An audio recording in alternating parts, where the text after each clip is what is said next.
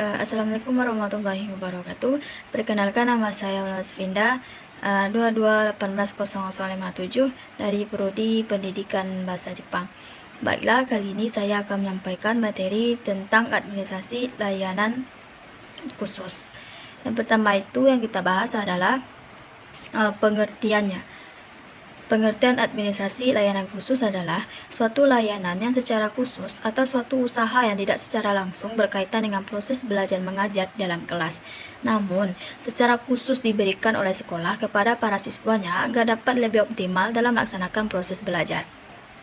Administrasi layanan khusus di suatu sekolah merupakan bagian penting dalam manajemen berbasis sekolah yang efektif dan juga efisien. Sekolah merupakan salah satu sarana yang dapat digunakan untuk meningkatkan kualitas dari penduduk bangsa Indonesia itu sendiri. Manajemen layanan khusus di sekolah pada dasarnya ditetapkan dan diorganisasikan untuk mempermudah atau memperlancar pembelajaran serta dapat memenuhi kebutuhan khusus siswa di sekolah. Pelayanan khusus diselenggarakan di sekolah dengan maksud untuk memperlancar pelaksanaan pengajaran dalam rangka pencapaian tujuan pendidikan di sekolah. Pendidikan di sekolah juga berusaha agar peserta didiknya senantiasa berada dalam keadaan baik di sini menyangkut aspek jasmani maupun rohaninya.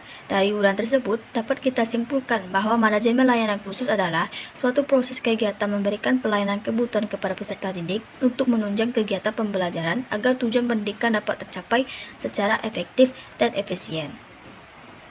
Yang kedua yaitu jenis dan bentuk layanan khusus. Beberapa bentuk layanan khusus yang ada di sekolah yaitu yang pertama, perpustakaan.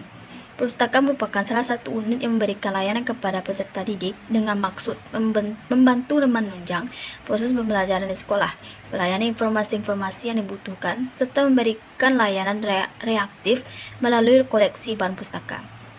Yang kedua yaitu laboratorium. Laboratorium merupakan sarana pendukung dan pembelajaran di sekolah. Secara sederhana, laboratorium dapat diartikan sebagai suatu tempat yang mana dosen, mahasiswa, guru, siswa, dan orang lain melaksanakan kegiatan kerja ilmiah seperti praktikum, observasi, penelitian, demokrasi, dan pembuatan model dalam rangka kegiatan belajar mengajar. Yang ketiga yaitu ada UKS, Usaha Kesehatan Sekolah, yang merupakan salah satu wahana untuk meningkatkan kemampuan hidup sehat yang pada gilirannya menghasilkan derajat kesehatan peserta didik yang optimal. Usaha kesehatan sekolah tersebut bukan saja menjadi tanggung jawab pemerintah, akan tetapi tanggung jawab peserta didik dan masyarakat di mana sekolah itu berada. Yang keempat yaitu kafetaria. Kafe, warung, kantin sekolah secara tidak langsung mempunyai kaitan dengan proses belajar mengajar di sekolah. Ada kalanya proses belajar mengajar tidak dapat berjalan sebagaimana mestinya karena siswa lapar dan haus. Yang kelima yaitu sarana ibadah. Di setiap sekolah, layanan rumah peribadahan sangat diperlukan. Layanan rumah peribadahan merupakan sebuah layanan yang diberikan sekolah dengan maksud agar layanan tersebut bisa digunakan untuk beribadah maupun melaksanakan kegiatan keagamaan lainnya, serta bisa membentuk kerohanian bagi peserta didik, khususnya pada pihak sekolah lain pada umumnya, agar bisa menjadi manusia yang baik dan beriman. Yang keenam yaitu asrama. Bagi para peserta didik, khususnya jenjang pendidikan menengah dan pendidikan tinggi, terutama bagi mereka yang bertempat tinggal jauh dari sekolah, diperlukan adanya asrama. Yang ketujuh yaitu koperasi.